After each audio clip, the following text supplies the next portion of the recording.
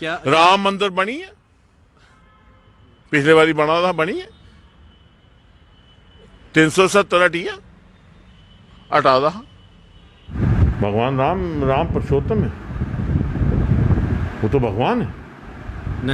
मेरी आस्था है। तुम्हें पता है मैं माता वैष्णो देवी का भक्त हूँ, सारी दुनिया जानती है। भगवान राम मेरी आस्था है, थोड़ी भी आस्था है। थोड़े घर भी भगवान राम की पूजा होती, साढ़े घर भी होंगे, हर एक दिन होती। वो मुझे कोई नहीं रोकता है, उसमें कौन रोक सकता है मुझे? मेरे मजहब से मुझे कोई नहीं रोका। देखिए दफ़ा 370 इनका बेडरॉक का फिलॉसफी था, बीजेपी ने हटा दिया। उनके वो तो 70 साल से ये कह रहे हैं, उनके मैनिफेस्टो में भी था, राम मंदिर का था, राम मंदिर उन्होंने बना दिया। क्या ये मुंगेरी लाल के हसीन सपनों की तरह है? 370 वापस आए। हम 370 की जंग जो है सुप्रीम कोर्ट में लड़ रहे हैं और हम उसको लड़ते रहे। जमहूरियत का यहाँ कत्ल हुआ, बुनियाद 1984 है। 1984 में क्या क्या हुआ, उससे पहले क्या किया गया, उस सब पे तहकीकात हो तो आपको हल मिलेगा कौन कश्मीरी पंडितों को निकालने का जिम्मेवार है। 1984 कराने से पहले 2 महीने पहले क्या हुआ, उसकी भी तहकीकात होनी चाहिए।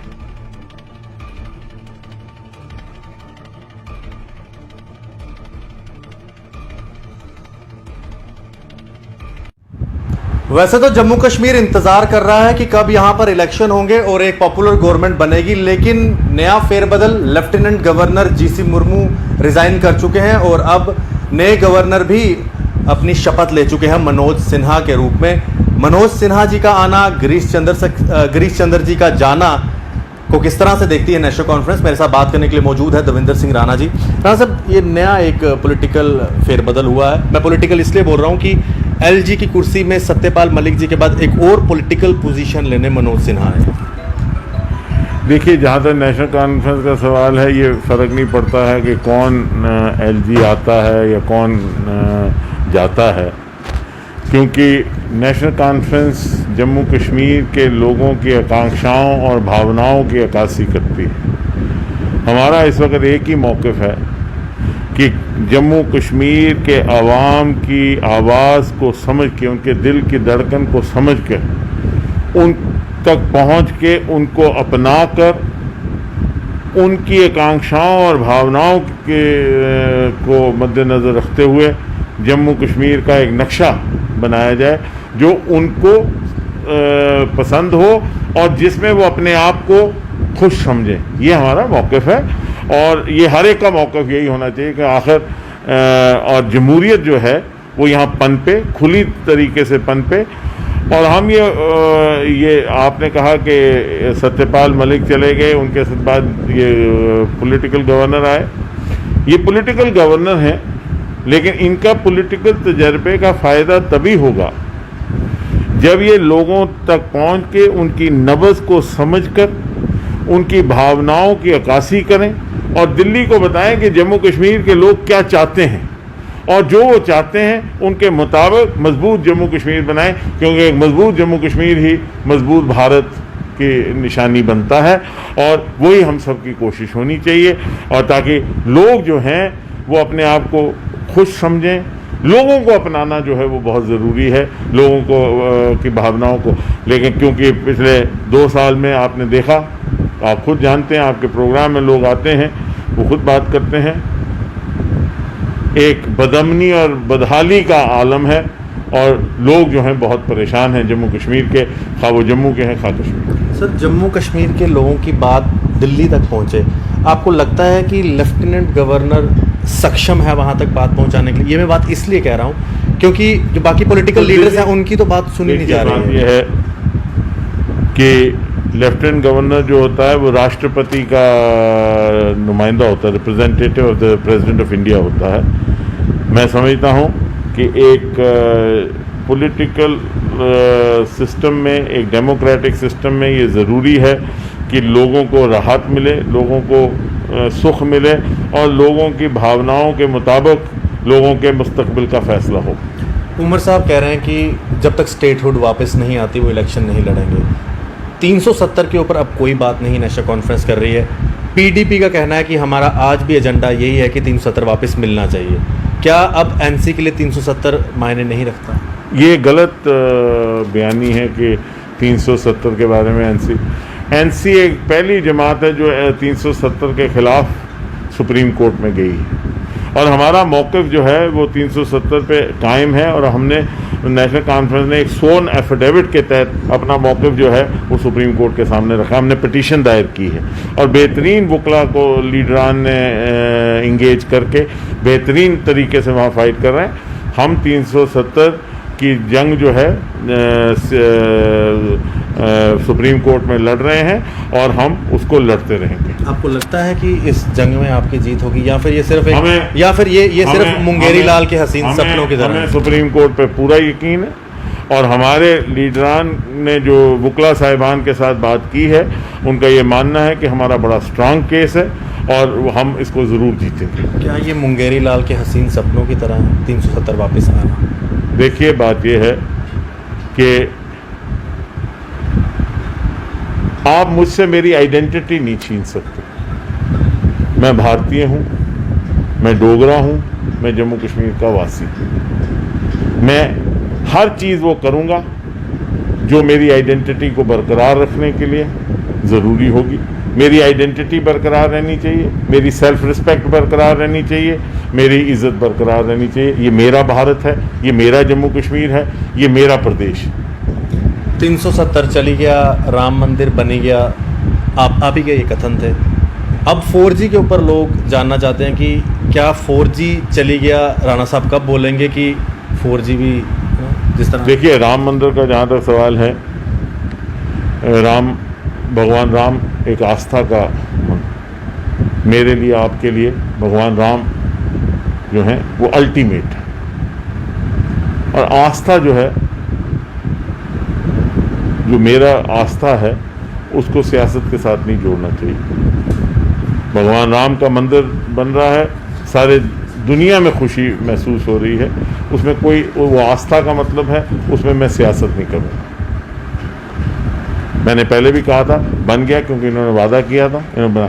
देखिए, दफ़ा 370 इनका बेडरॉक का फिलॉसफी था, बीजेपी ने हटा दिया।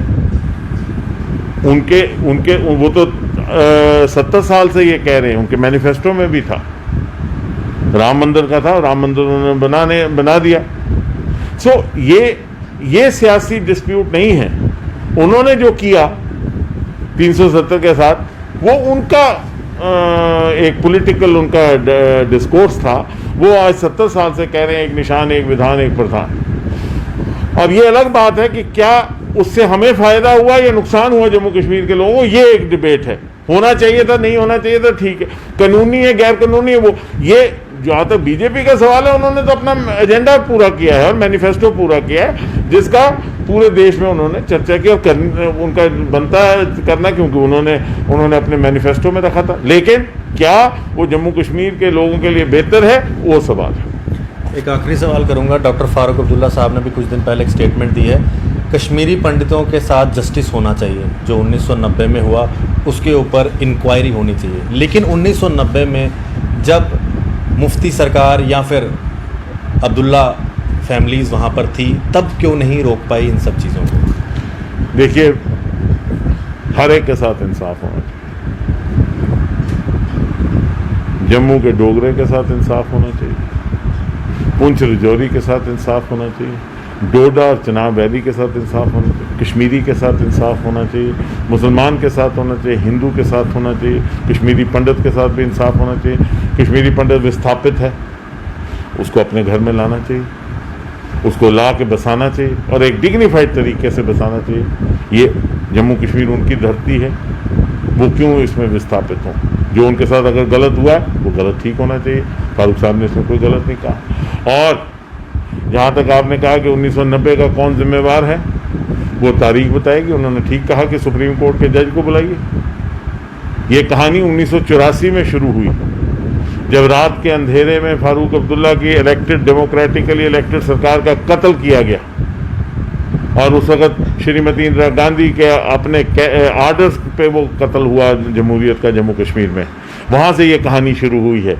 और वो कहानी जब सुप्रीम कोर्ट के जज बैठे, तो मेरी ये मांग होगी कि 1984 को, उस रात को जो जगमोहन ने डेमोक्रेसी का कत्ल मिसेस गांधी के उस हुक्म पे किया, उस पे उससे शुरू होनी चाहिए ये सुप्रीम कोर्ट की रिटायर्ड जज की इंक्वायरी जो उन्होंने मांगी। आपको फिर सवाल के जवाब मिलेंगे 90 में क्या हुआ और 90 के बाद क्या हुआ। ये 1984 की उस रात से शुरू होना चाहिए। BK नेहरू गवर्नर थे, उन्होंने अपनी किताब लिखी है, उनसे मिसेस गांधी ने कहा इसको डिसमिस करिए, BK नेहरू नहीं माने।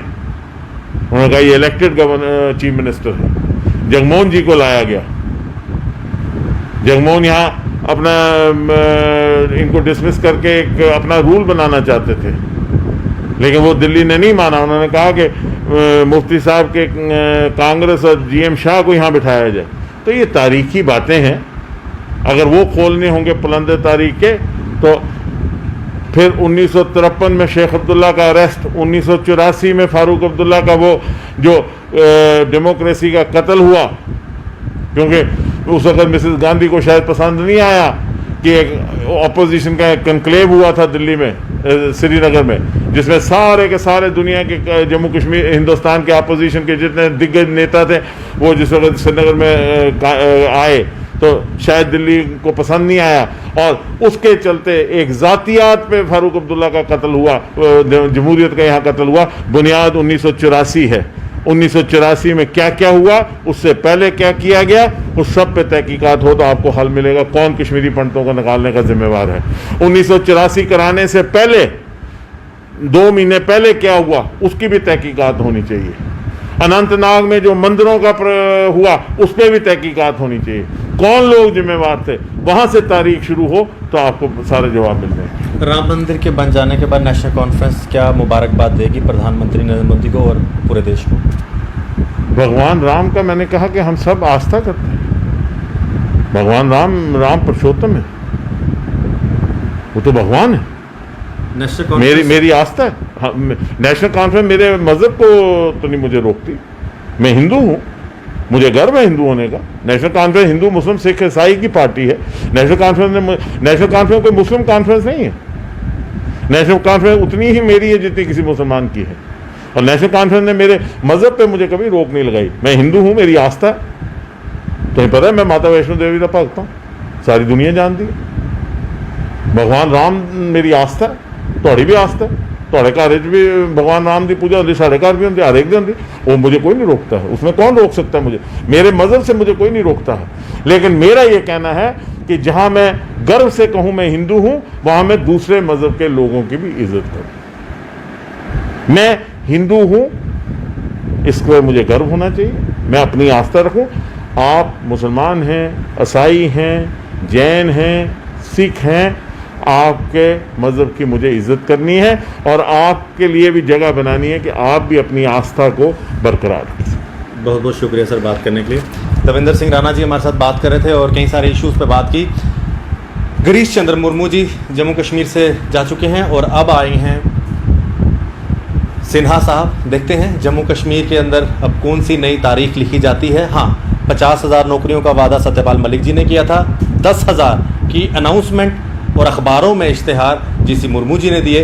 अब देखते हैं कि कितनी नौकरियां आती हैं और कितनी ग्राउंड पे मिलती हैं। आशीष कोहली, क्या नाम है, अशोक चौधरी जी के साथ, JK मीडिया के लिए जय हिंद।